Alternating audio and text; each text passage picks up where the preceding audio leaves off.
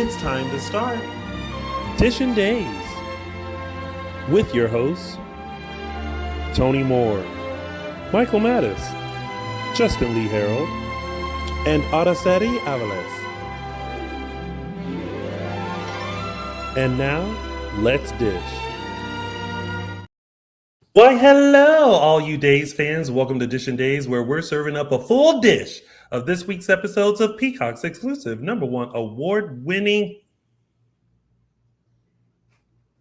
hit soap opera, Days of Our Lives. If you haven't already, make sure you like us and follow us on all social media platforms. We are Dishin Days Show on Facebook and Dishin Days on Instagram, Twitter, X, and Threads.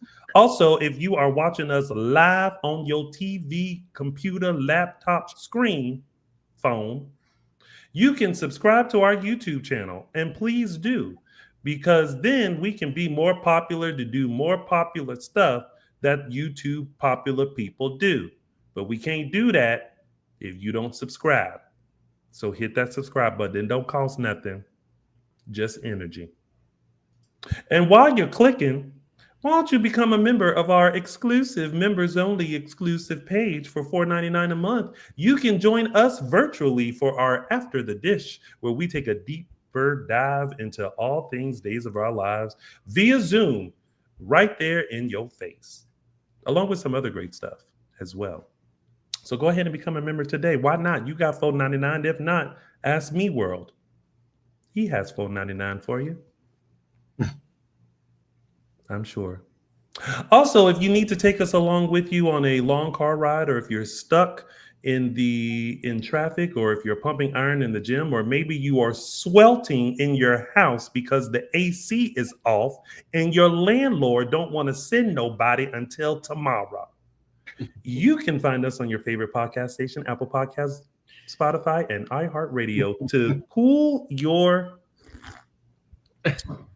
want of all things Salem. And since you're in a clicking mood, why don't you go show some love and support to our former co-host and my chocolate twin, Mr. James Lott Jr., who is serving up a couple of forks, knives, and spoons of his own.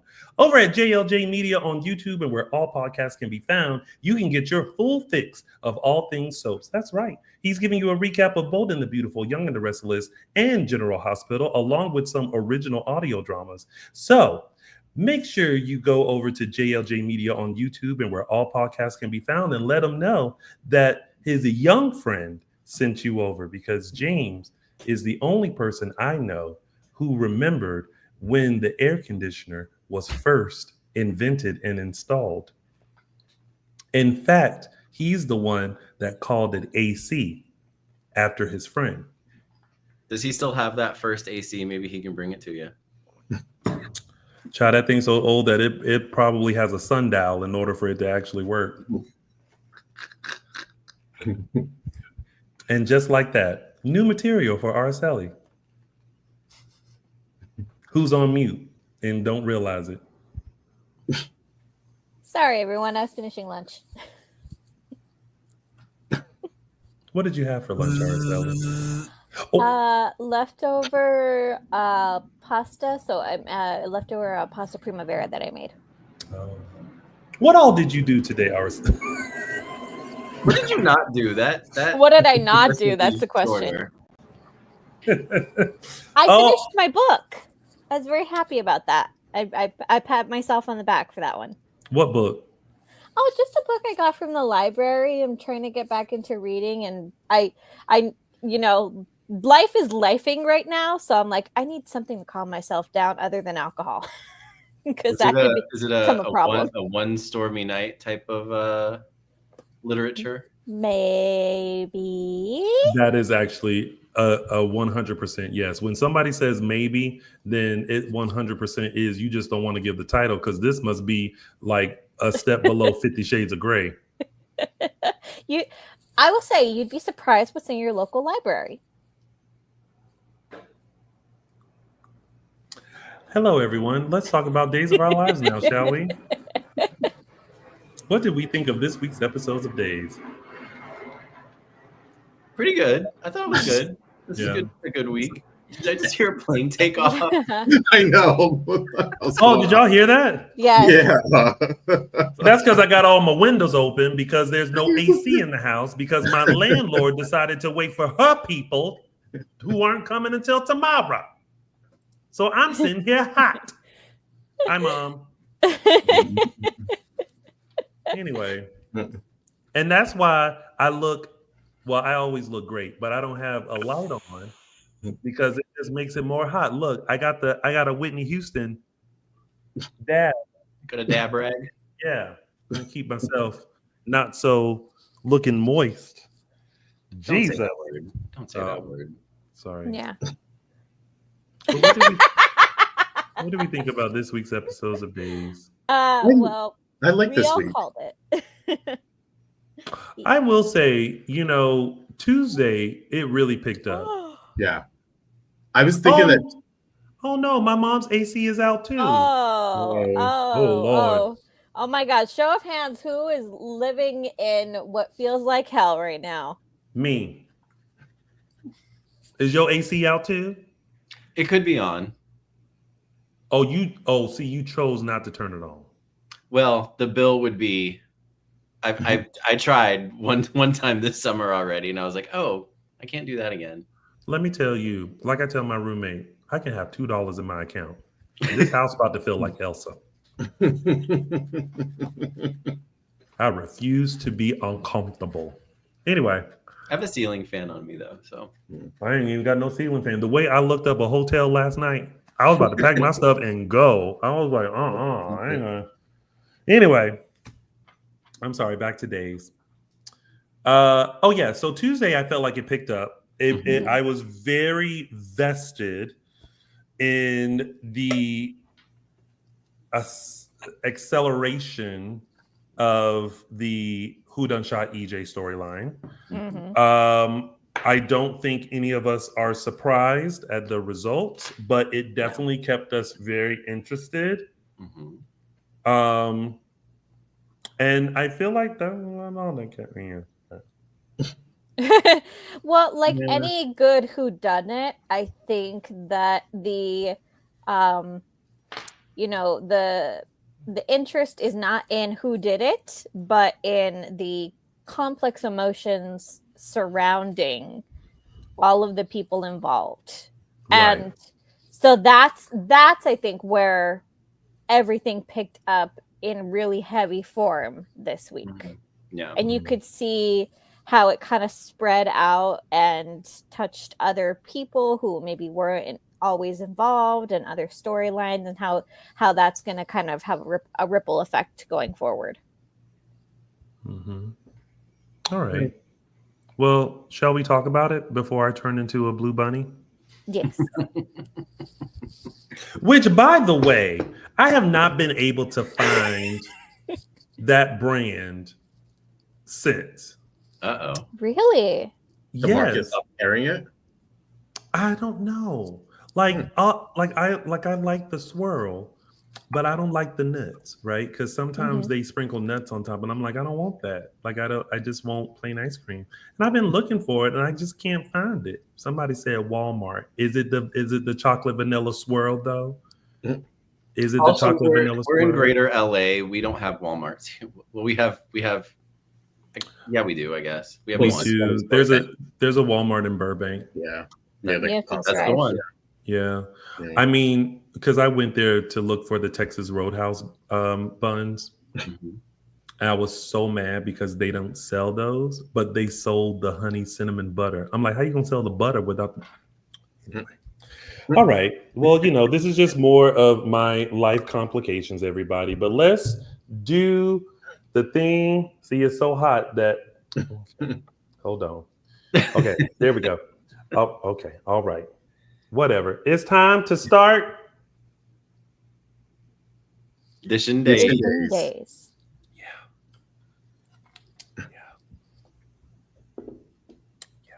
All right. Well, let's kick things off with our first storyline, everybody, which is Rachel, get your gun.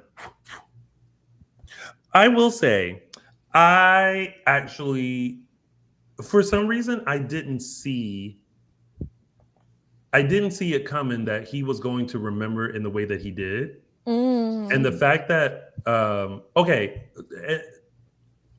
pause. Now let's discuss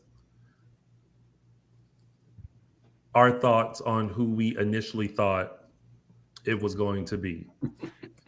I can't remember our initial thoughts because somehow they got erased, but everyone in here but me suspected that it was going to be Rachel. Yes. Mm-hmm. I actually thought it was going to be Marlena. Because from the beginning, she was not from the beginning. Mhm. I still wasn't sure from the beginning. I thought, because everyone was saying Rachel, and I was like, that would be a good way to go.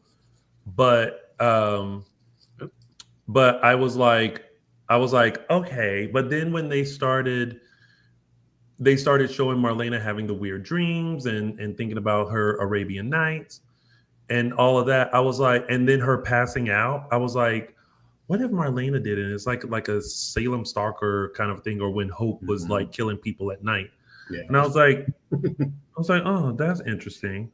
But then when little badass Rachel decided to play with the glass paperweight, and Marlena was like, Rachel, put that down. First of all, let me tell you something. Marlena needs to go to the school of black mamas, because she would have only had to tell me once. Mm-hmm. Mama Moore never played. And in that instance, she would have looked at me, she would have locked eyes with me and said, "Put it down." Would she have had to say anything, or just the look? Is the look enough? It would have been the look for sure. Mm-hmm. And if I look back at her, it would have turned into the put it down. And then that's when I knew to put it down. Because if I didn't, I was probably going to get a whooping in front of everybody, or for sure when I got home. But I enjoyed that whole scene of how the glass broke. We saw the glass break when EJ was shot. We saw how it played out. And I was like, oh, wow, they really did go there. She really did it. And then I was like, well, how don't she remember? And then as they explained it, I was like, it's almost like duh. Of course they were going to go this way, but it was also kind of like, oh, wow. Like it was expected, but not expected, if that makes sense. It always, from the beginning, it always made sense because of, well, first of all, they recast Rachel, and so that was a big clue right there. Yeah. And even if they You think so? Oh, yeah. Yeah. Oh, yeah. Yeah. Do you think the other Rachel could? I mean, she was already sassy enough. You don't think she would have been able to handle? Well, they kind of put that out in the press that they cast her for a bigger storyline, or they cast her for mature content or something. I forget how they worded it, but it was like, oh, okay, that's interesting. I wonder if it was my first thought was like, oh, the gun. I wonder if I don't want to put this out there, but my first thought was like, parents might be like, you know what, I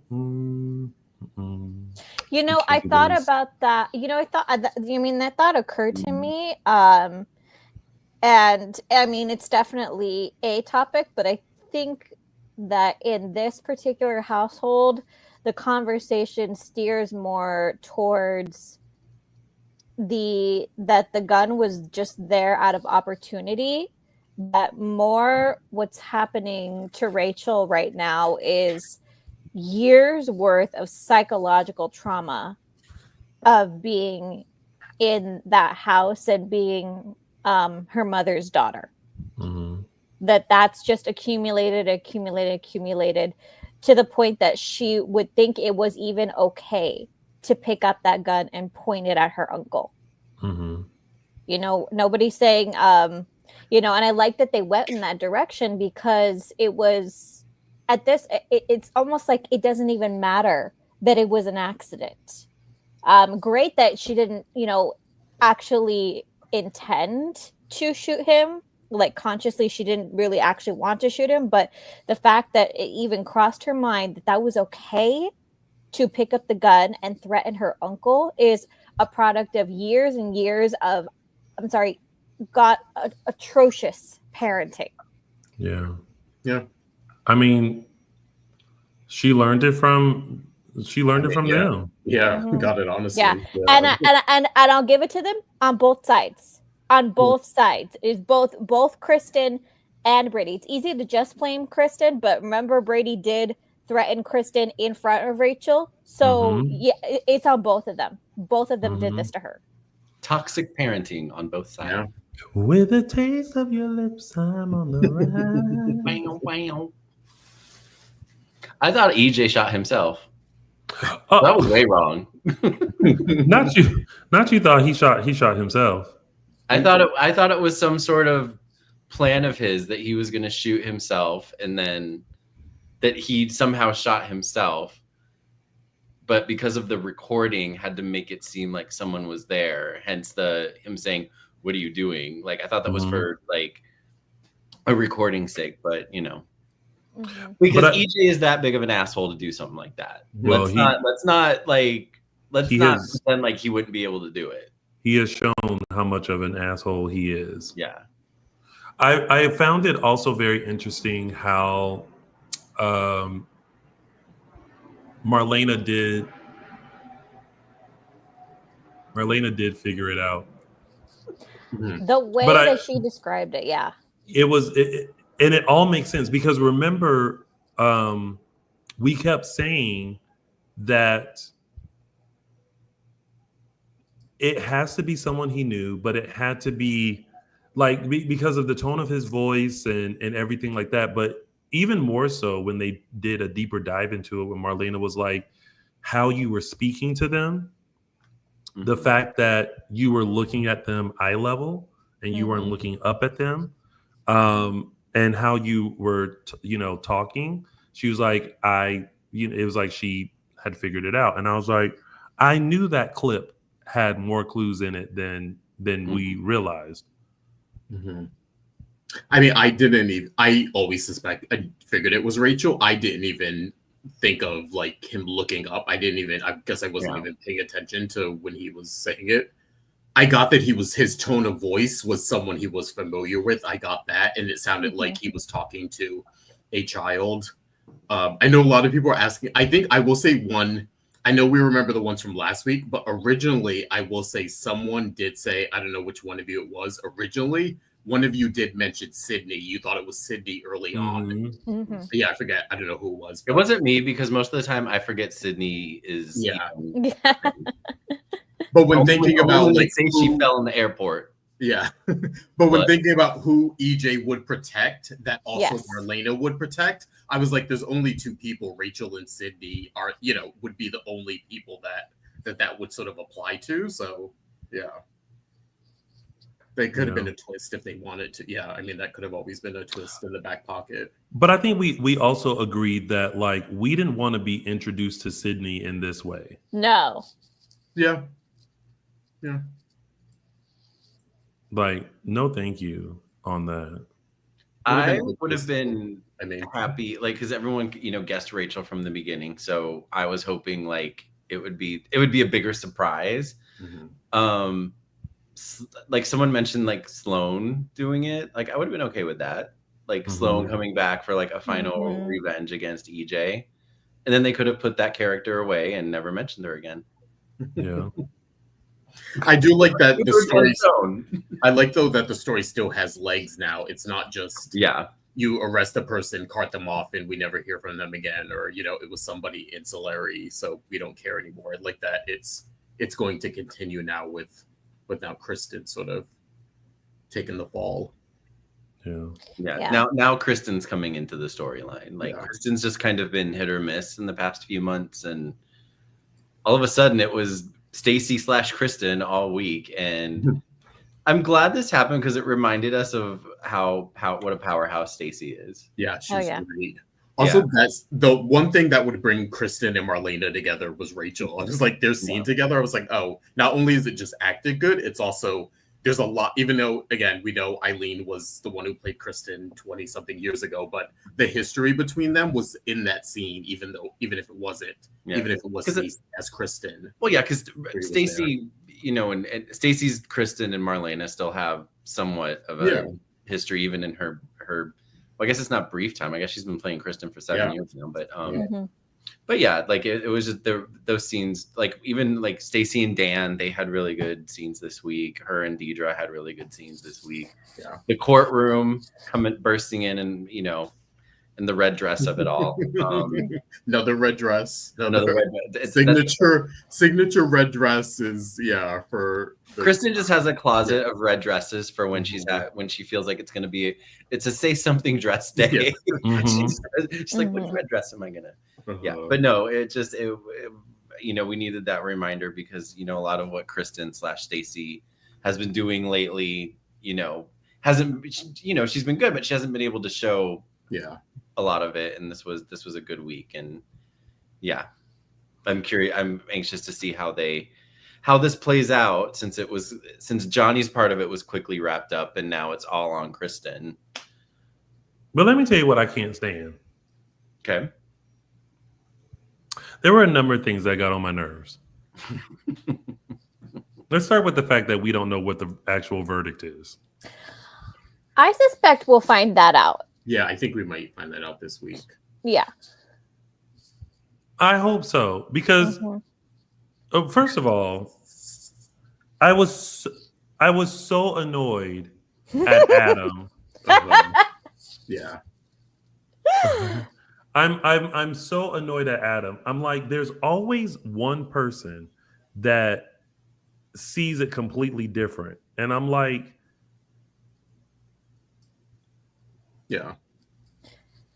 I was okay with him being like a lone person. It was when he was actively like convincing people otherwise. I was like, oh. And I'm like, oh, really? You're like, really? All those people were so easily swayed. Yeah, it was the other way, and they're like, oh, and it was a weak argument. Yeah, I can't remember the exact argument he made, but people are like, oh yeah, right. I'm like, that's gonna flip you, especially when you're supposed to be basing a verdict on the facts. In whether, and in specifically whether or not the prosecution was able to prove beyond a shadow of a doubt their case. That is the exact definition of how you're supposed to reveal a verdict. Not whether you think, it's actually not whether you think they did it or not. Yeah, exactly. It's whether the prosecution proved their case beyond a shadow of a doubt. Reasonable doubt. There was so much reasonable doubt presented in this case. Like there was enough reasonable doubt for them to go not guilty. Yes. And that's why most of them did. Yeah. But then, what's his face? And Adam is the reason why people hate jury duty. Because there's always that one person that wants a vacation from their house to work for $5 a day. I'm going to assume it was a mistrial. It was going to be because I feel like Leo would have never wavered. It wasn't because it wasn't a mistrial because the judge asked Leo if they were able to reach a verdict, and he said yes, we have. That's right, he did. Yeah. So but one way or another, they came to a definitive conclusion. And before they did, though, he was starting to sway the jury. Which, okay, shout out to Days. Thank you for allowing us to see the rest of the jury. Yeah. Thank you for giving those actors like actual like lines and making it like a real deliberation instead of it being mainly between Leo and Adam. Like, thank you for giving those people in Under 5 to say sure after she was asked to order lunch, or the woman that in the back, the black woman that was sitting behind it. Dare I presume that this week, at least just this week, Michael Mattis felt sympathy for Leo? No. Really? Really? Why would I feel why? Okay, why should I feel sympathy for Leo? Because of what he was dealing with in that room, and I get how 99% of the time Leo is the annoying one, but this 1% of the time he was actually the one making sense and trying to present a reasonable argument. And you know what that's called, Araceli? Karma. He got to deal with the BS that he gives everybody else. That is called karma. So no, empathy level negative. Same. I wish Terrence was on the jury too. there was a very attractive Asian man on the jury. And I thought, like, man, if I was sequestered in that jury, I would have been like, that you would have said, "Oh, Leo, I don't mind having a roommate as long as it's this man. as long as it's this man. We can do I that." am positive. Gotta get my zzz, you know. I am positive somewhere out there is a romance novel for Michael Mattis that centers around two nice men meeting at jury duty and then continuing their relationship. And then Yeah, banging in the hotel room. It was probably written by one of our fans of Dishin Days in the early years. Her name was Carolyn Topple. Oh yes, Carol. Y'all remember Carolyn Topple? Yes. Who we found out wrote gay erotica books.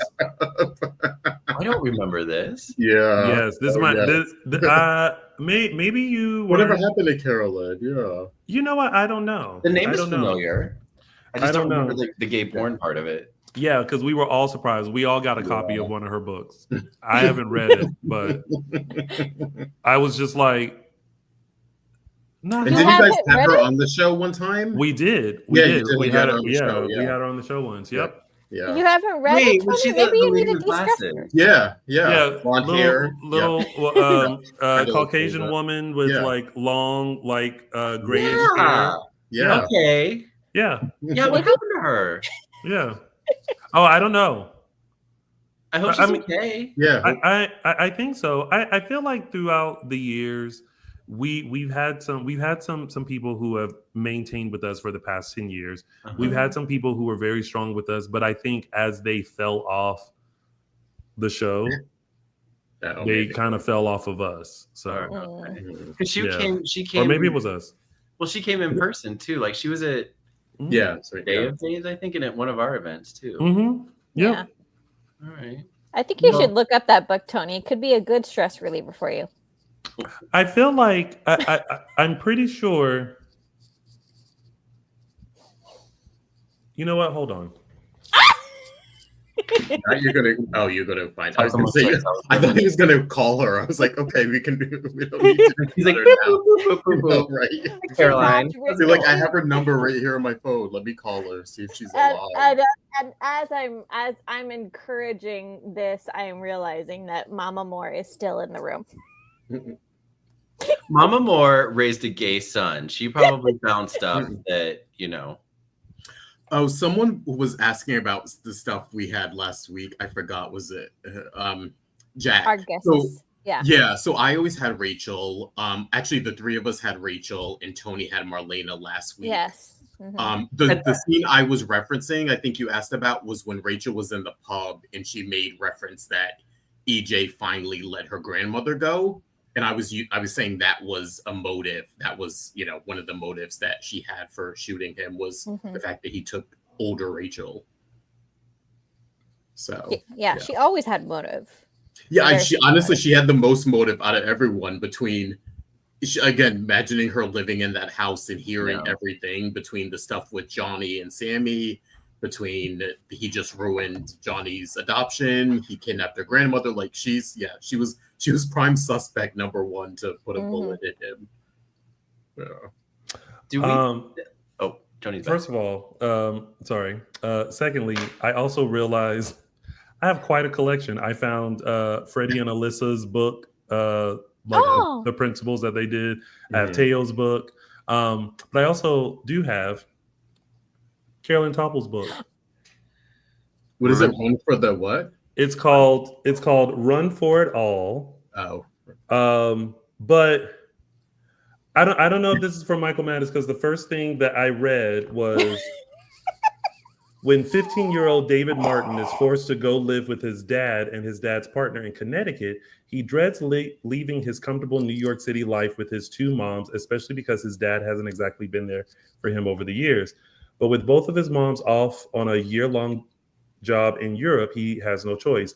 Another thing he doesn't have a choice about, he's growing attraction to other boys. To help him deal with it all, David takes up running, first with his dad's partner and then with his new crush and captain of the track team, the openly gay Kevin Ringer.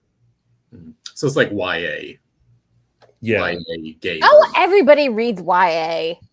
Yeah. No, I'm saying Yeah. it's not the book. It's not not the Yeah. gay erotica that we were thinking it would be.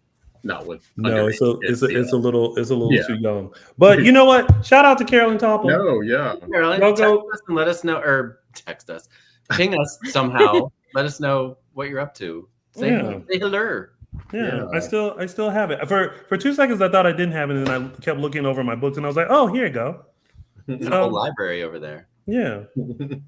So anywho.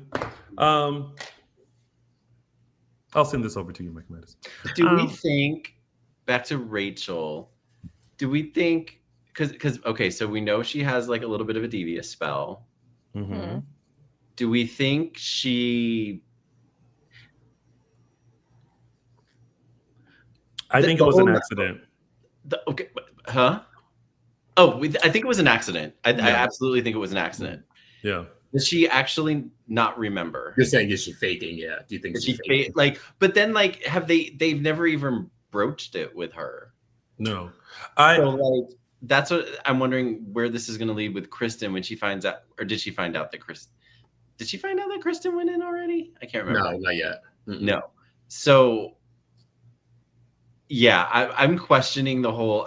It seemed to me that they were assuming she didn't remember. I honestly think she doesn't remember because I do think that I think exactly what Marlena said. She disassociated with because it was so shocking and traumatizing that I think she only remembers coming down, seeing it, and then being scared and running back and going to bed. But everything else she's kind of blocked out. Well, to that point, there was there is a little bit of I think there's more flashbacks to come if and when Rachel does remember, because remember that she couldn't have just dropped the gun and ran, because remember where they found the gun. They found the gun outside. In an outside planter. So what happened between point A and point B between the time? Yeah, someone in the chat mentioned like, oh, how did the gun get in the planter? Yeah. Something happened between point A and point B. And maybe we'll actually see the moment that she kind of disassociated. Maybe she was walking around like a zombie and didn't really understand what was happening. We don't know. I suspect there's more flashbacks yet to come. Maybe Kristen has known the whole time, and she's the one that threw the gun outside. I doubt it. She looked too shocked. She looked horrified. Okay. Yeah. I think it kind of I think early on when I thought it was Rachel, I assumed she was like lying. Yeah. But then as the storyline went on, I realized it seemed like, oh, she's acting as if, or at least she's doing a good job of acting as if she didn't do anything or doesn't know. So I think, I do believe she doesn't remember. And I think it makes sense because if she came down, saw Johnny threaten him, and then went back upstairs, the whole episode of him shooting him, like she came back downstairs, she grabbed the gun, she accidentally shot him, she runs outside, throws the gun in a planter, which honestly is the most kid thing of like, to me, that was like a dead giveaway. Yeah. I think a kid would do, not thinking like I need to hide it or I need to wait the fingerprints. Like she just throws it in a planter to hide it. Like, now I mention it. So that whole block of time, it seems like she's wiped that part out of her memory. So that part kind of makes sense to me. You know what I mean? It wasn't like she remembers half of it and doesn't. Like that whole chunk of time is what she doesn't remember. Yeah. But also, like, what was annoying was that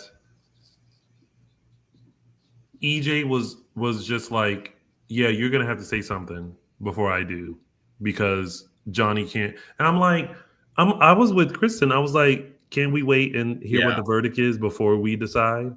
I was with Kristen too.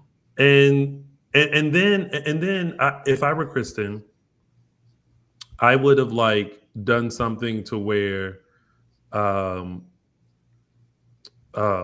doctored up something that maybe Belle found or was sent to Belle or something to make them go, oh, you know, if she wanted to like blame herself for it or whatever, but drum up with some sort of evidence that pitted towards her to make, you know what I mean? Instead of like a confession, a running in of like, I did it, you know? I mean, I think there's so many other possibilities that could have happened, but time was not on their side. And I think EJ realized that, and eventually Kristen realized that. And I think part of this is also Kristen atoning, rightfully so, for what she believes that is partly her fault. Mm-hmm. But I'm also kind of like, I think it's time Rachel learned a lesson. Because what was the situation before? Like all the stuff that she was doing that almost put Child Protective Services on them.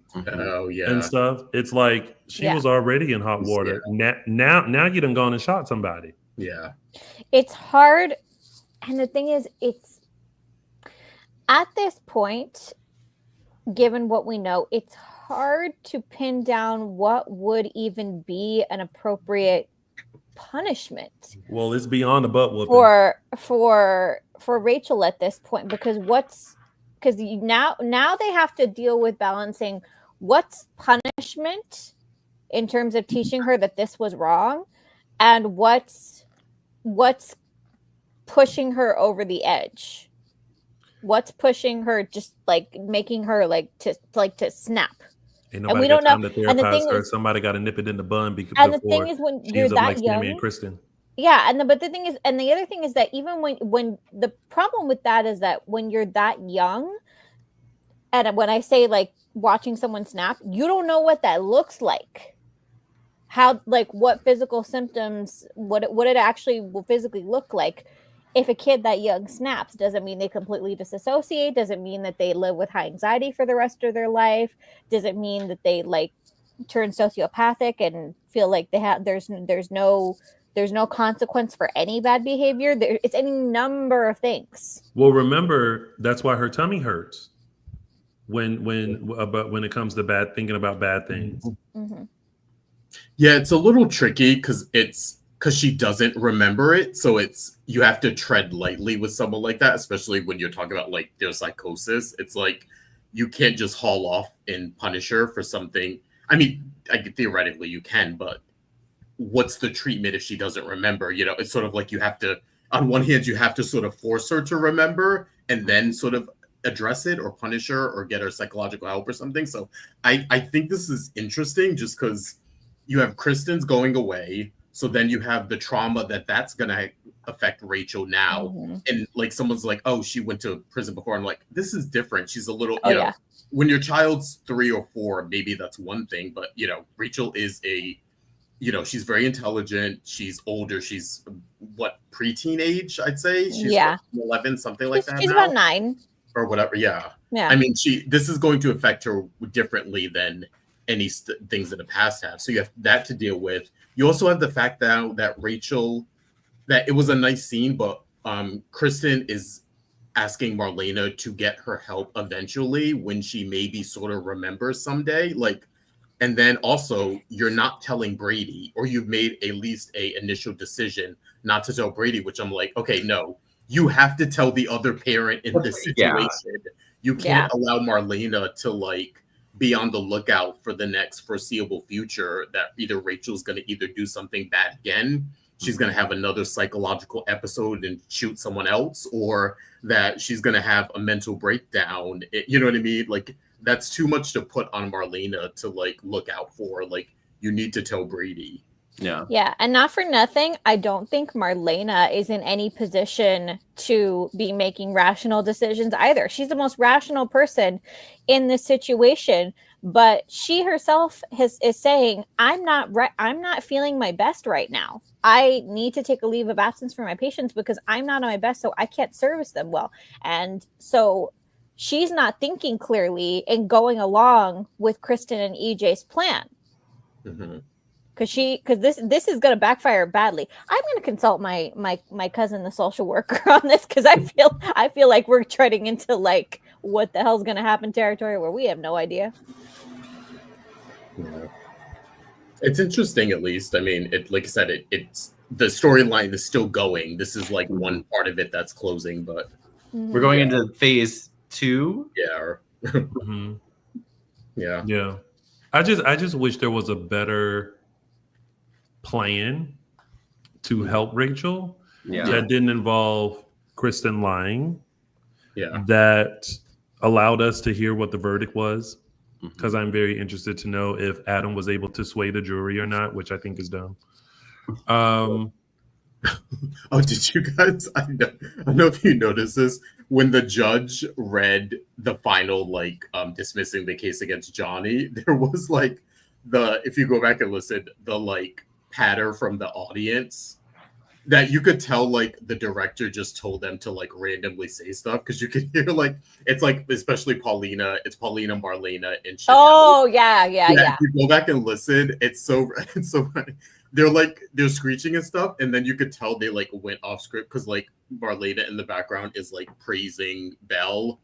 Like it's just funny. Go back and watch it. You could tell it's something that was like not supposed to be picked up on camera, or like the director told them just go, say something congratulatory or something. Like you could hear Marlena in the back. She's like screaming about how great Belle is. Like it's just.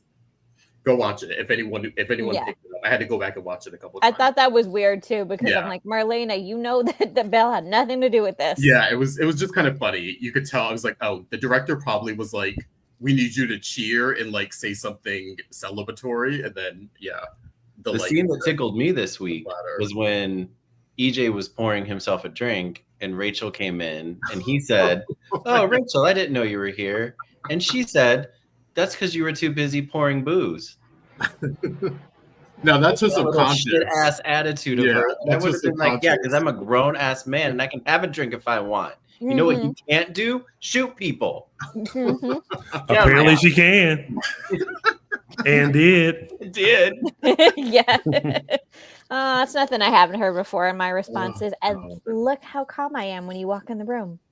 I kind of feel like Belle, as much as they're going to attempt to keep this a secret, which is funny that the secret is between Kristen, EJ, and Marlena, like the three unconventional people to sort of keep this secret. But I feel like Belle is going to be the one to figure it out. I feel like. Well, she did already say she was like she knows like who it is. Yeah. But I think she's putting it herself together of who would these people be. Protecting. Now Kristen is confessing now. I think she's going to be the one to sort of assume it's Rachel or guess that it's Rachel. I actually think it's going to be Johnny because he was the one with the most at stake, and I think he's going to start noticing. He'll start noticing if like EJ and Marlena have like little secret meetings. And secret talks. I think it's either going to be him or Belle. Johnny is going to be too busy being relieved that him and Chanel are not, on trial. Mm-hmm. Yeah, I'm thinking Johnny's washed his hands of EJ, so he won't even be in his vicinity to notice anything. I don't know. You know who I have zero faith in figuring it out? Steve Johnson. And we haven't talked about Steve Johnson, a black patch. We'll talk about that later, but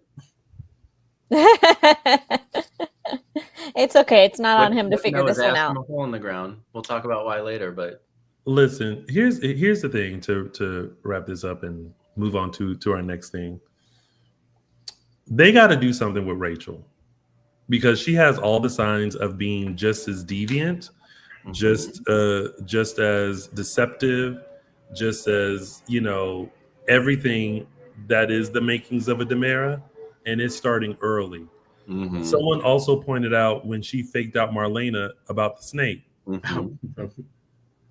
Marlena, now come on, that was that was easy. We gotta get, but like to Araceli's point, Marlena's not working with a full deck right now. Nope. But still, though, yeah.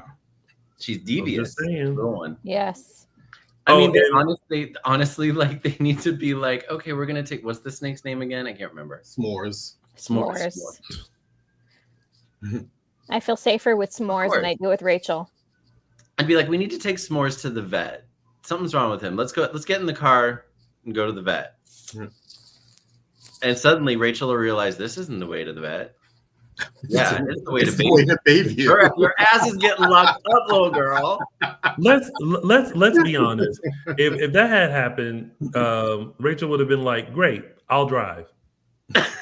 Should have been like, no, let's get Uber. Yeah, she'll Uber to Aramid and Oh. hide out with Big Rachel. But that's okay. I got it. I'll just get me an Uber. Oh gosh. Well, I feel like this has definitely taken quite a turn. It's revealed that Rachel is in fact the shooter, which I think is very interesting to go this route. So I'm interested in seeing how this plays out now that Kristen has done her fake confession and what's going to happen from here. Nothing good. Also, side note, Leo, did you have to do all that in order to walk up to the judge to read the verdict?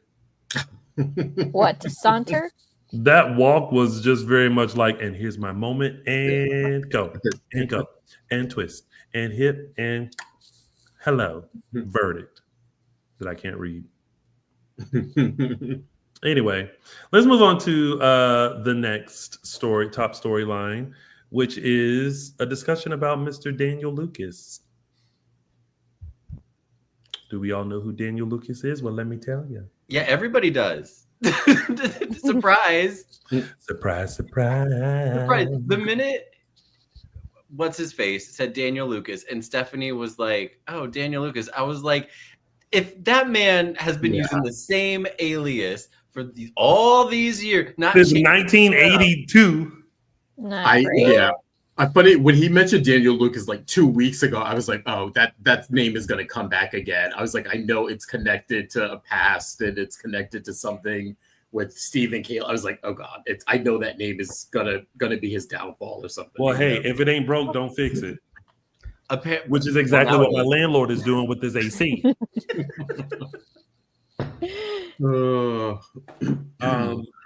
But Stephanie's face when Alex was like, "It's a Daniel Lucas," she was like, "Insert flashback." Yeah. Whoops. I just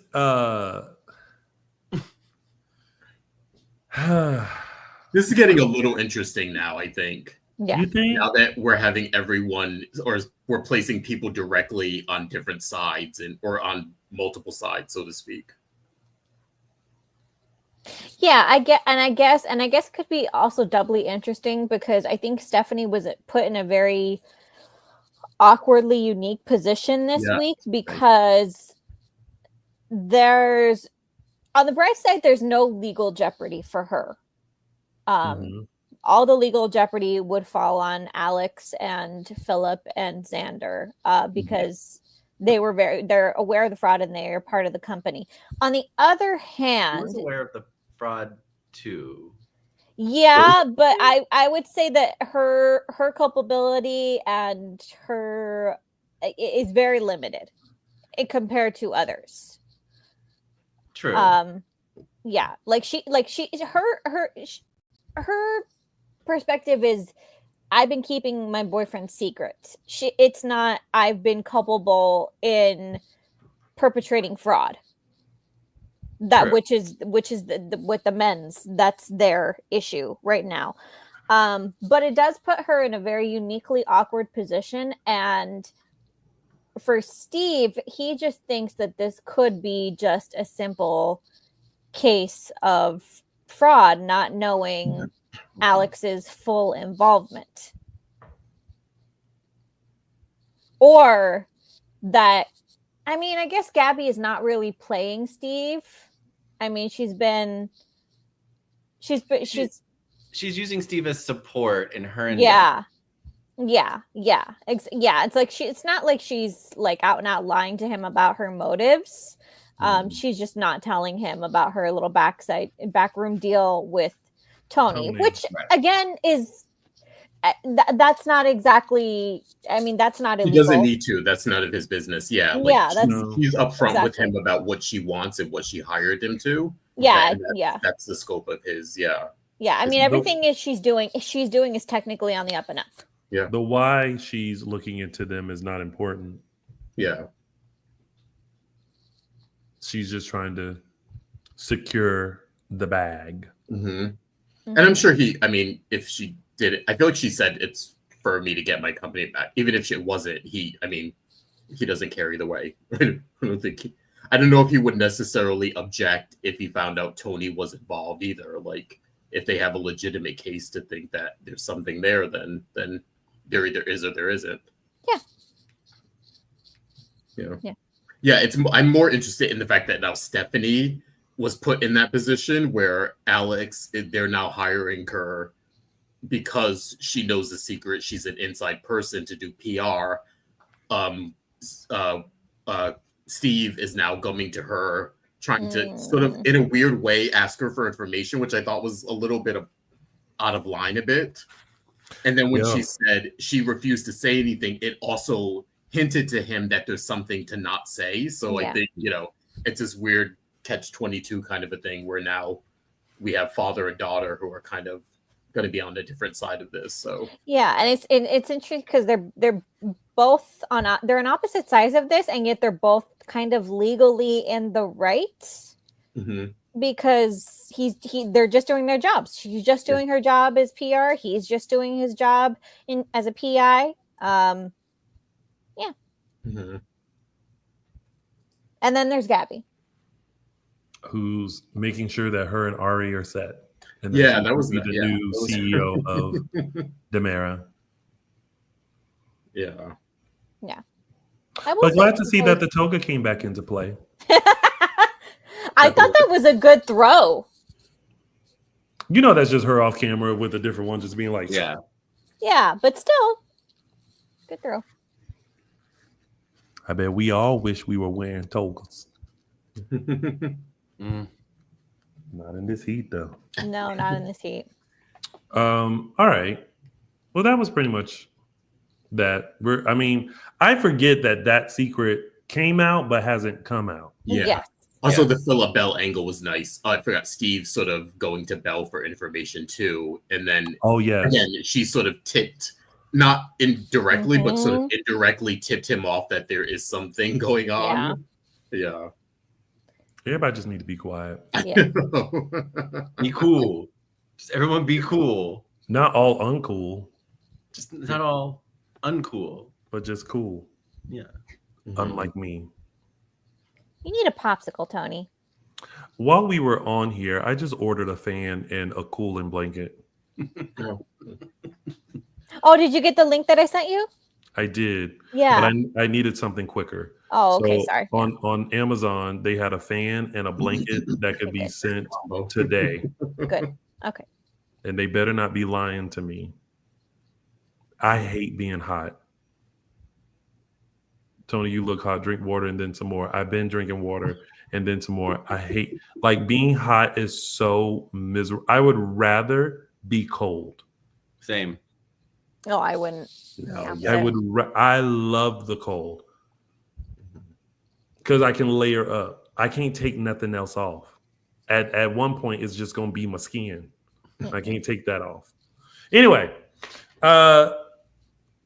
let's move on to our next top storyline, shall we? Which is Detective Brady on the case. This is gonna turn out great. Ruh-roh. Good Lord. The one time Brady's smart, he chooses to be smart about this? Yeah. One time he was like, "Oh, I don't remember when she said." Is that your Brady? I was just like, that's a good memory because he went all the way back.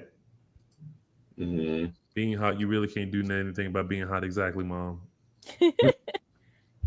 Except it just makes you mad. Here's first of all, Brady knows something is off. Mm-hmm. I feel like he's on to Sarah, and he knows that Sarah knows more than what she's leading to. Meanwhile, you got Sophia that's like, David, I'm about to get back in the groove. in that. Every time, I know. like it's just her eyes just get like, girl, be cool. Like, cool. You can't carry on this charade and just be like every time. I blame it on the youth. And I get it. She may not be used to like the scheming life and the fear of getting caught. But I do appreciate. I do like. I feel like there was a moment where like a switch flipped with her this week in terms of going after Tate again, and that's where. And I was like, oh, we're doing this. Like her Sammy gene was activated. Yeah. She's like, I know this man's taken. I know, but I want him, so I'm gonna at least try. And I'm like, oh, okay. I'm curious to see, because we haven't gotten like a true scheming side of Sophia. There's always been, I guess, a little bit, but then she got pregnant and it became about the baby. Yeah, or she's always kind of like tried to be sneaky and then like pulled back some, or She's not good at it. Not good at it. It was like when Lee Shin tried to be a bad guy, and it's like, bro, you're just not good at it. Yeah, but I am okay with it so long as she doesn't try to bring the baby back into it. If she keeps this way but still continues to lie about the baby, I'm okay, because at least the baby is okay and he's not being pulled into this nonsense Yet. I said if. I mean, Brady and Tate have their way. They're gonna get the baby back. They're gonna get their. I want to see my daughter. I want to see my granddaughter. They're gonna be idiots. Right, you've seen her. Now what? They're gonna get her back because she's theirs. Yes. And then they're gonna want nothing to do with her. Yes, because Brady, you've done such a bang up job with the two kids you have, right? I feel like it's literally about a power play. It's not like, like that's all between Tate and Brady. Like that's all it is. Oh yeah, it's a power play. They didn't have an opportunity that they felt they were owed or they felt they deserved, and so now that's what it's about. Yeah, it's not really about them wanting a relationship with this child. It's about that they didn't get something, Yeah. Yeah. And they can't let it go as much as, but I mean, to Tate's credit, he's finally, after 2 times, I guess, has seen the way and maybe letting go of it. Now Brady has to, actually remember something. And yeah, as you said, Araceli, when he chooses to be smart, it has to be about this. The thing is this, I wish that, I understand that Tate has rights to as the father, but I wish he would have just expressed the fact that he was disappointed that he didn't get a chance to see him, and then just let it go and started being more concerned about Sophia. He has been harping on like wanting to see this baby, but also at the same time is like, do you need to see the baby? Because what if you look at the baby and think, oh my gosh, no, I can't do this, which I think is what Sophia should ultimately say is, listen, you need to let this go. Because let me tell you about my experience. I gave birth to the baby, okay? When I held that baby, I said to myself, you know what? Don't let this baby go, keep it. But I knew I could not give this baby the life that they deserve. If you see this baby, and Tate, we are not ready for that. We are not ready to be parents and do you want to throw away everything? Because let me tell you this, you ain't gonna have me sitting up in my house watching the baby while you over there gallivanting with Holly. No, because I'm about to put this baby on, and as a matter of fact, I'll be like, Holly, you ready to be a mama? Because since he got his degree and he know everything, since he ready to be a daddy, then are you sure? Are you sure you want to be watching the movie with him and necking him, and all of a sudden you hear, wah, wah, wah, wah. Okay, no. As the lone Tate supporter, I have to say it's not a package deal. If Sophia doesn't want to be a parent, she has every right not to be a parent. That should have nothing to do with what Tate wants to do. Tate don't want to be a daddy. He doesn't want to be a father. That's the problem. He wants to go after Holly. You can't do that when you got a baby. Yeah. Wait, what? What does that have to do with anything? because your responsibility and your life becomes about the child. Uh-huh. So I'm sorry. So if Tate was like, you know what, Sophia, I got it. You don't want to be a mama, great. I'm gonna take this baby. Yeah. He ain't gonna be able to be at the lake with Holly.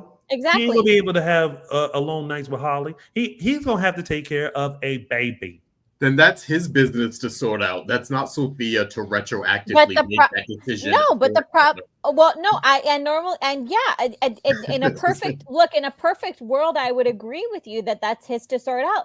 The problem is that Sophia can already see that he was not willing to sort it out. That he wants to flip flop. He's like, oh, I want to see the baby. I want to see the baby. It's not her business. The hell it isn't. She's his mother.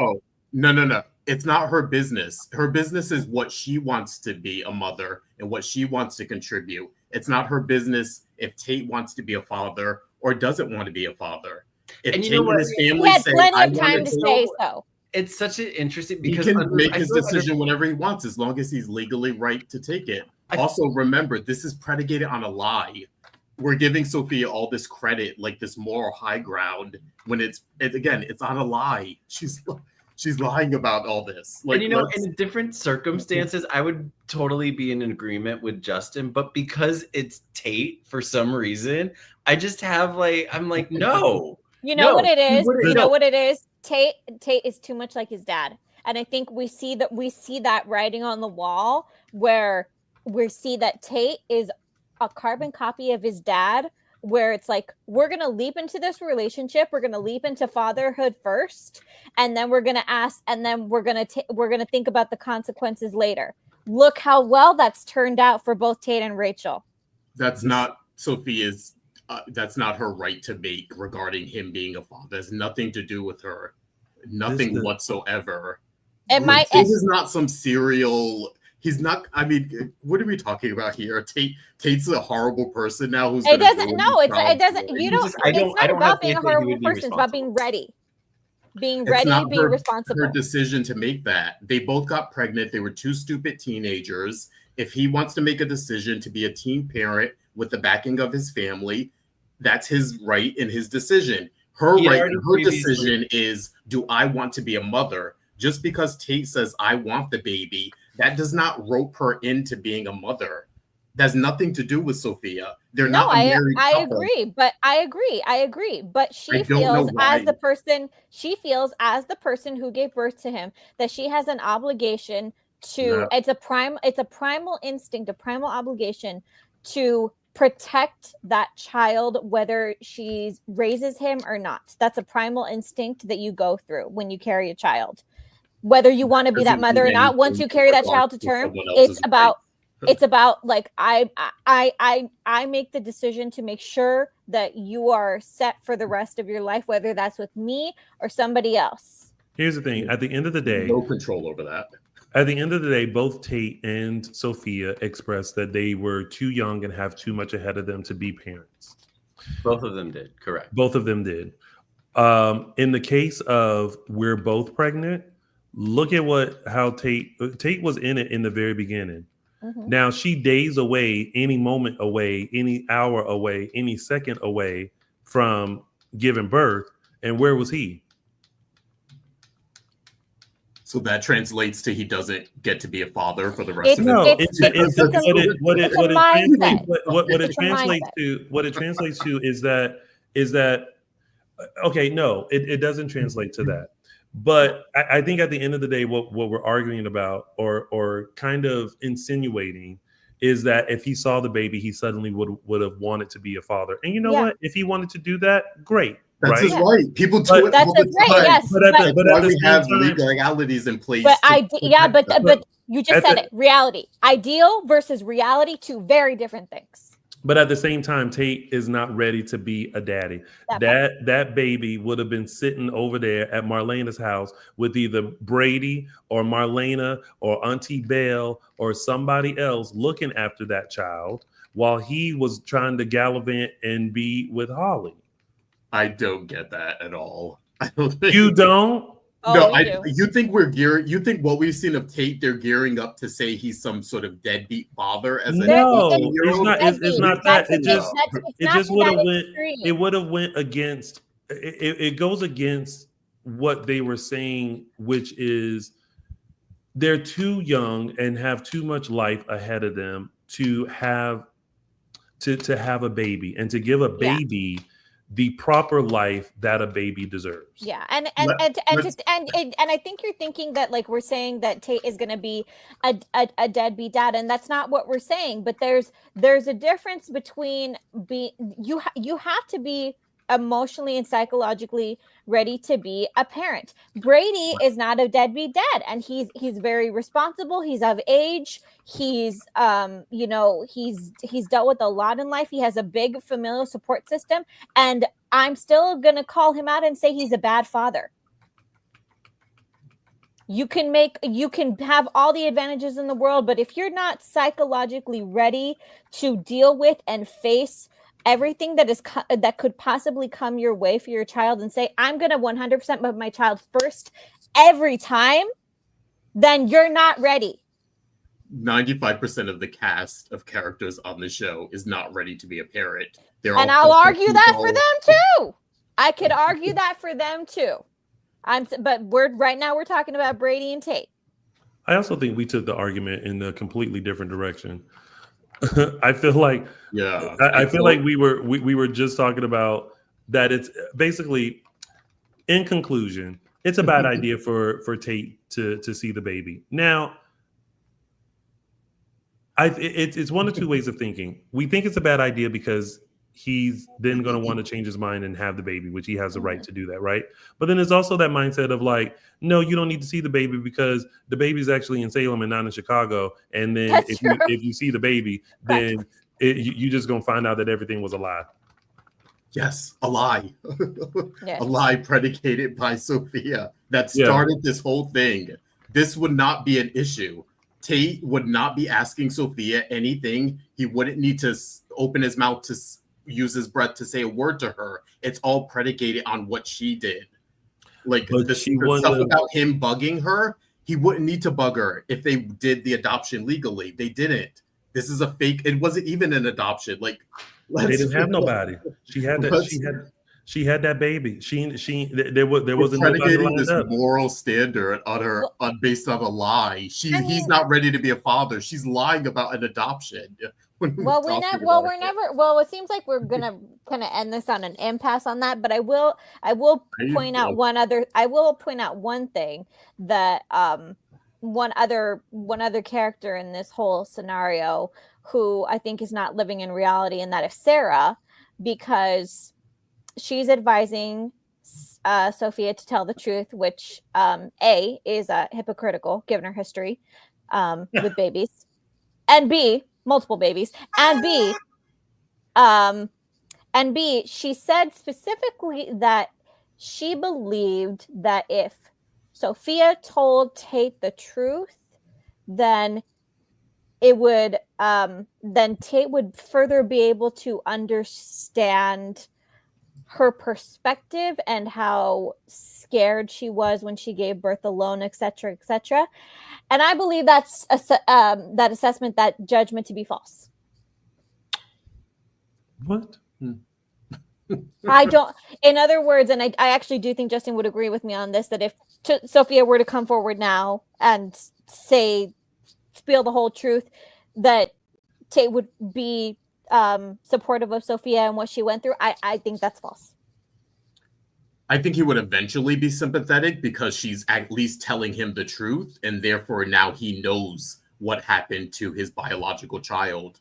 Again, whether or not he makes a decision to go get the child or to let the child go into foster care or be in adoption, again, at least it's his choice. He's not being manipulated by someone. But I take issue with Sarah making that determination, that assumption that would be his reaction. I don't think it would be. And I don't think Sarah knows Tate well enough to say that. I also think I felt like Sarah was saying it more so for Sophia's sake, because having to keep up with this lie is just going to eat at her.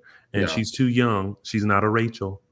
She's too young to be carrying this burden of like keeping up with this lie. Because once you tell a lie, you have to cover up that lie, to cover up that lie, to cover up that lie, to cover up that lie. And she can see that Sophia is kind of barely handling it.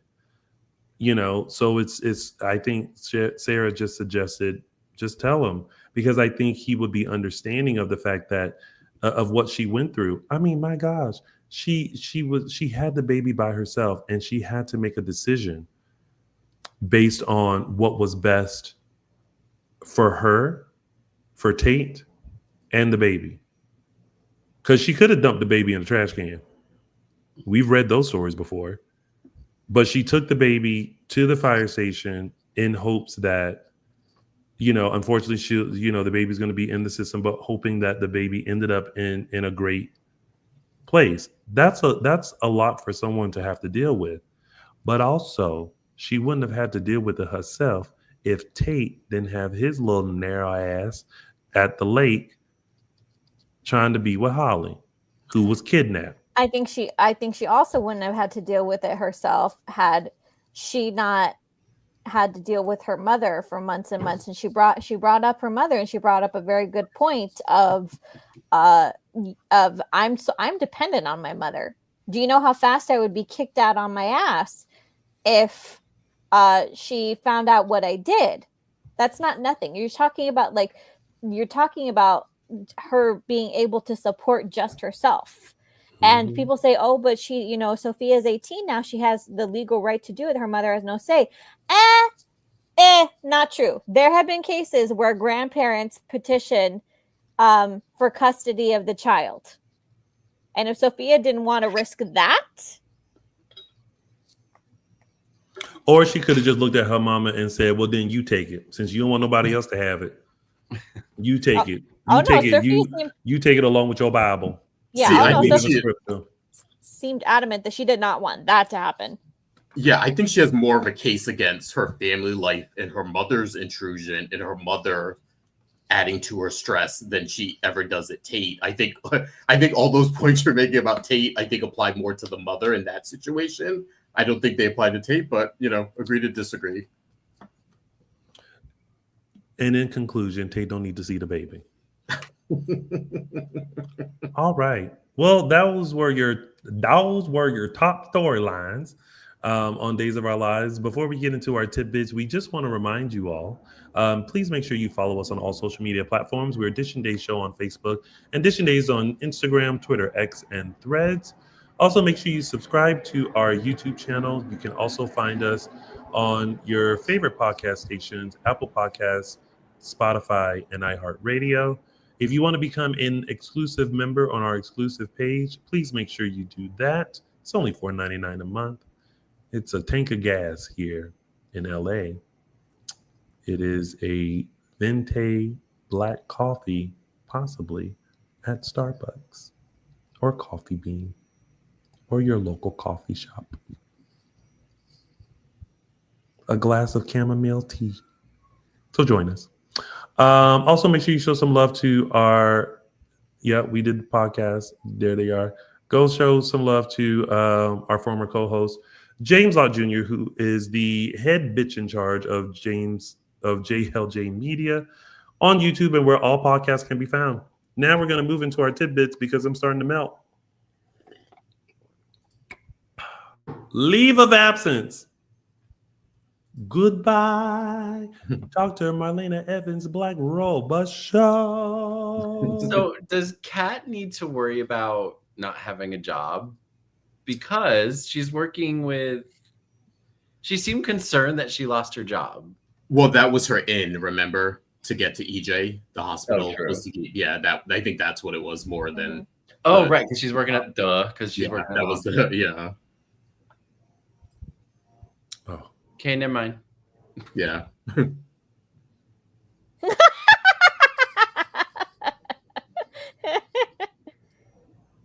Yeah.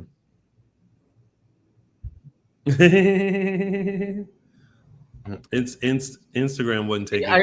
I did not read this correctly. I was like, what does he mean? He's head. He's head. Like I thought he was saying I am head, comma bitch.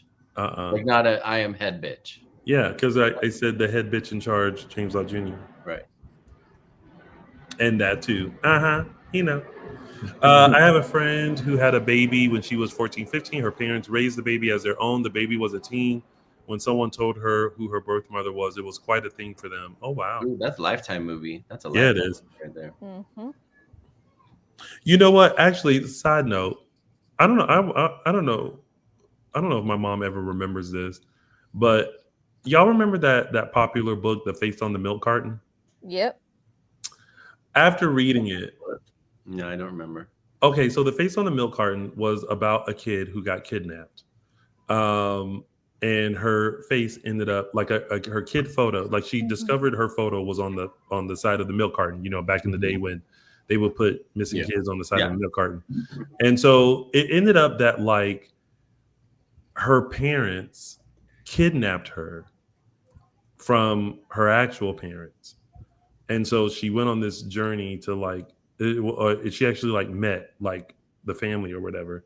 Anyway, it was a whole thing. I think it was also a Lifetime movie. Yes. yes. The Lifetime movie. The Lifetime movie I saw was with Niecy Nash, and she played. Yeah, a nurse. that was more recent. Yeah. But same concept. Yeah. Yes. Yeah. But I remember going to my mom and being like, "Was I adopted? Did you steal me?"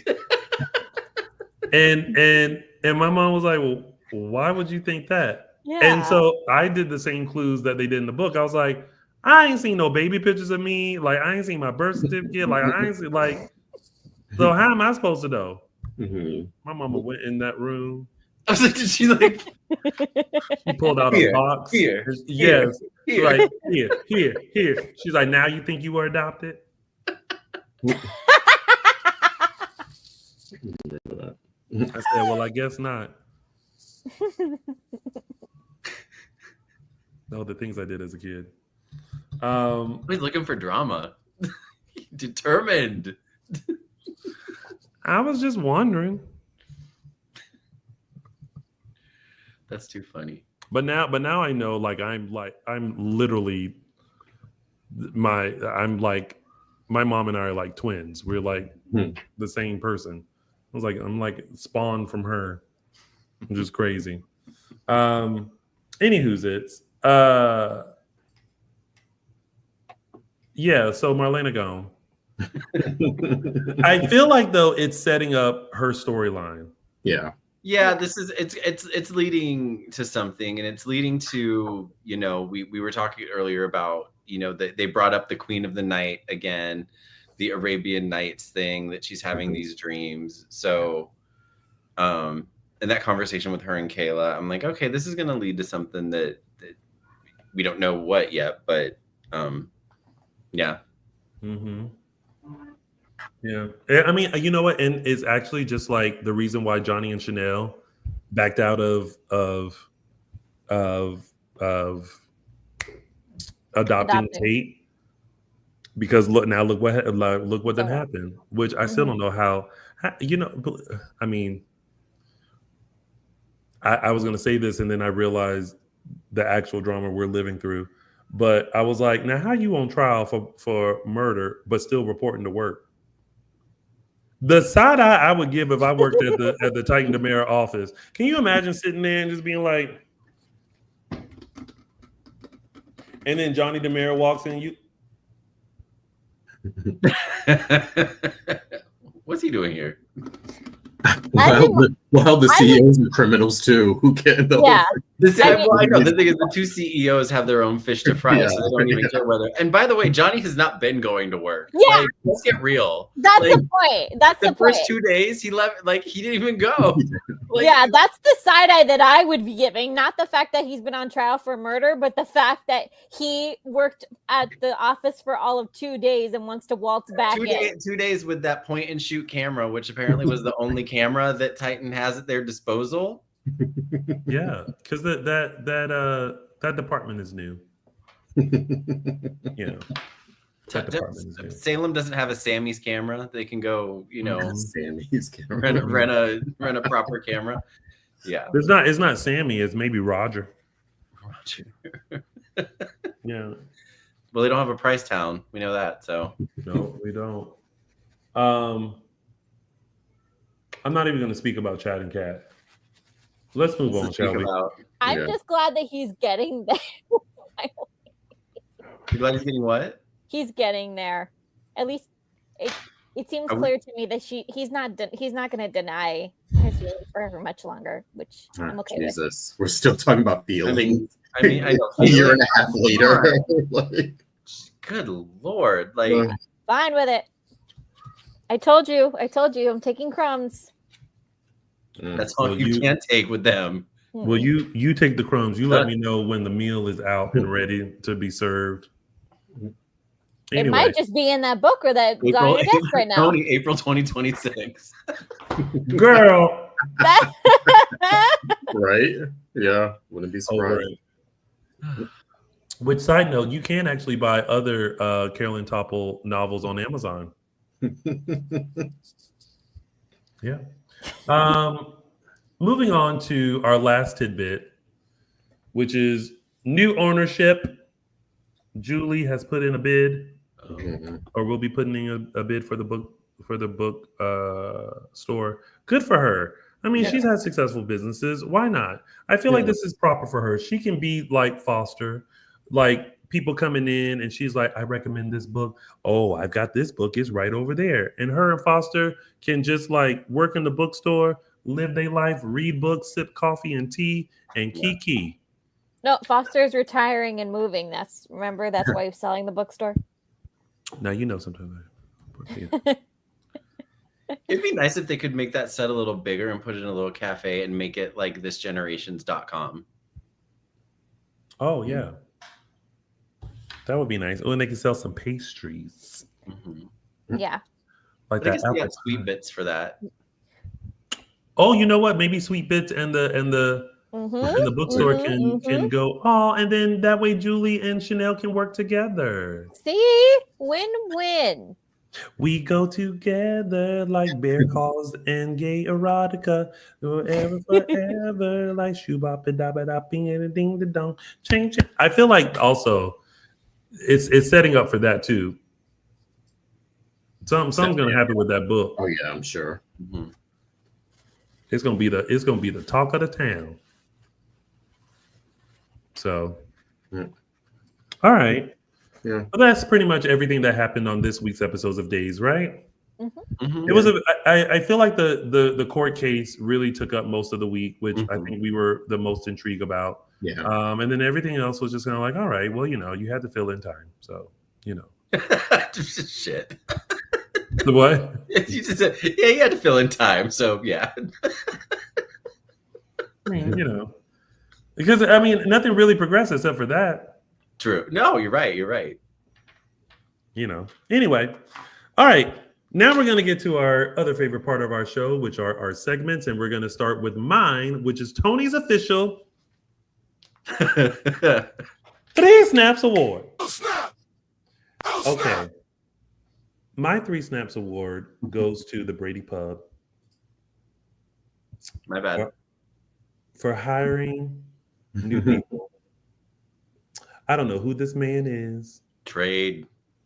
But like Sophia, I would have asked for an application too, not because of Tate, but because of this gentleman. Mm-hmm.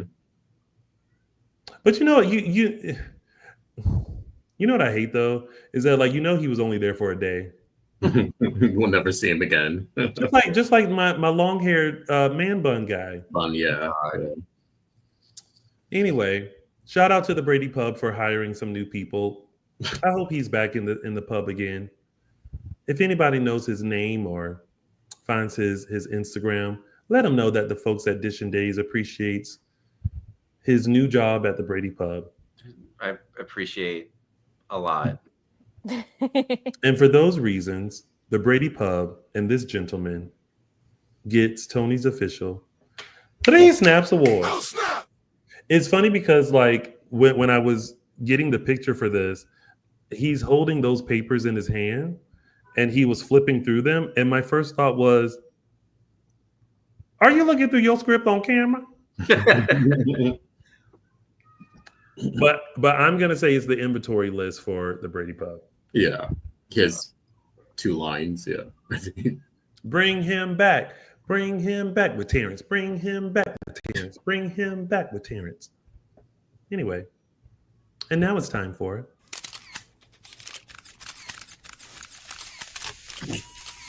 Caption That.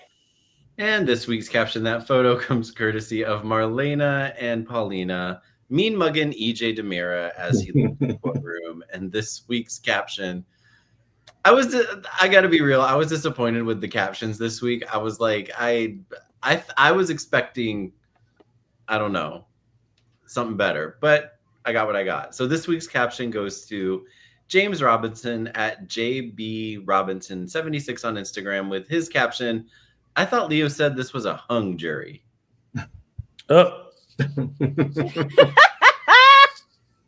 Interesting turn of phrase there. And that was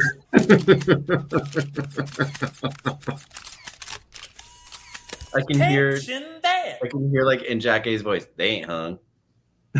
that ain't no hung. Now it's time to travel back in time for Those were the days.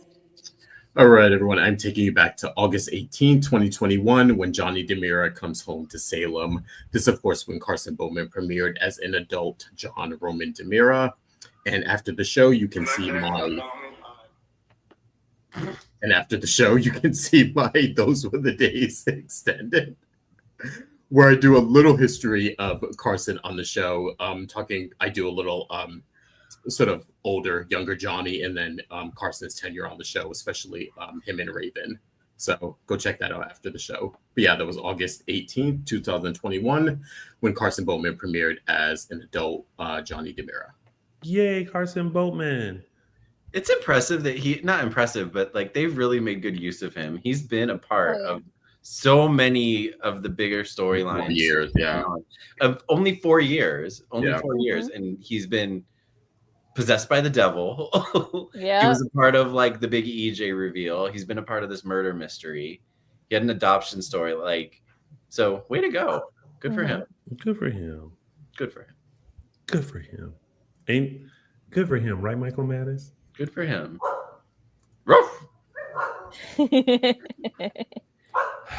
Even they agree. He or she. They do agree. And ladies and gentlemen, Those were the days.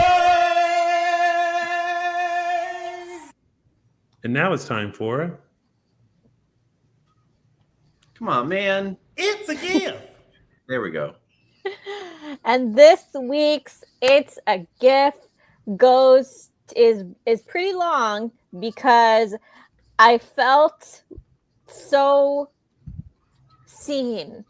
I think anybody who's ever been on jury duty feels seen with this series of clips.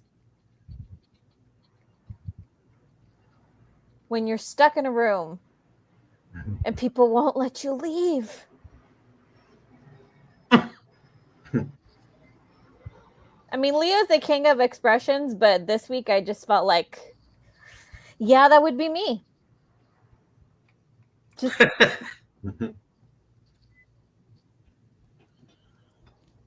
yeah. Oh, so we did clips. We had to this week because it was like a series of get me the hell out of here. It's a clip. And thank you to Dylan Matthews for putting up with me and my need to reflect on the stress that is jury duty. Well, ladies and gentlemen, there's no point in playing the clip because it's a clip. It's a gift. It's a clip. It's a gift. It's a clip. It's a gift. And now it's time for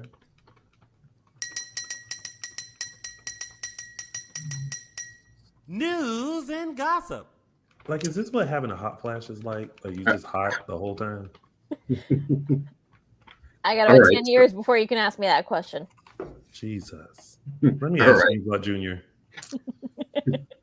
Starting off with some anniversary. Congratulations to Suzanne Rogers this past week. She celebrated 52 years. Wow. 52 years ago, she debuted as Maggie Simmons on the show. She is currently the longest running, I think after her, Susan Seaforth Hayes, but she is, currently the longest running cast member on Days of Our Lives. She started in 73, I guess that'd be 21, 50, 52, whatever, 70 something.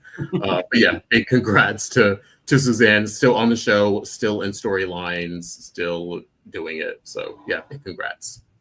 And again, not going anywhere anytime soon, according to those rumors that we talked about a couple of weeks ago. She's still on the show and in storyline.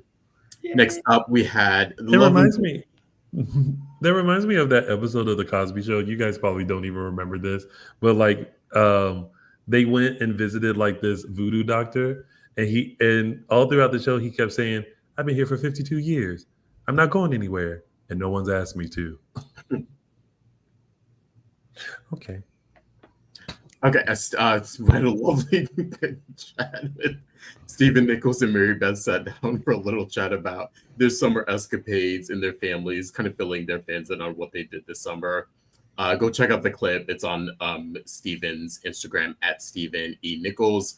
They do a little day's history and a lot of time with their children, especially grandchildren this summer. So go check it out. It's really cute. And their chemistry is like undeniable as partners for almost 40 years. So go check it out. And then speaking of another family chemistry, we have Carson, Jelana, and toddler Ava here took a family vacation to Lake Ozarks, boating, swimming, and some family time. And you can check out their video vlog on their YouTube channel, youtube.com/theboatmans. And then, of course, we had a little fun at the Day Studio past couple weeks. They released a video, sort of all the characters giving what they sort of are objecting to. Go check it out in their characters' point of view. Really funny. Check it out over at Days Peacock on their Instagram. Yes. And for those in the area who are looking forward to seeing Judy Evans in her second comedy contest, it has been postponed. She will be competing in Uncle Clyde's comedy contest, Soup or Bowl, but it has been postponed to Wednesday, September 3rd here in LA. So mark that on your calendars if you're planning to come. You can come see her talk about soaps, large Italian families, of course, her chickens, and more. Tickets are in her bio at Judy Evans Official. Yeah. And if you're interested in seeing Stacey Hyduke, she is actually going to be reuniting with her cast member, Gerard Christopher, for their show they did, The Adventures of Superboy, if you were a fan. That's going to be at the Hollywood Show Friday and Saturday, September 5th and 6th of this year here in LA. Tickets and info, you can go to hollywoodshow.com. And for those looking forward to upcoming Q&A cocktail Zooms, through Star Image, we have one with Rob Wilson coming up on Wednesday, September 10th, and another one with Eric Martzoff and Blake Barris on Sunday, September 14th. For tickets to both of these Zooms, you can go to eventbrite.com/Star Image Entertainment. And last but not least, the wait is almost over. Next week, you can finally see our 2025 Annual Dishin Days Awards ceremony take place on Sunday next week, August 31st, 1 p.m. Pacific, 4 p.m. Eastern. So tune in and check out to see who the winners are. And that has been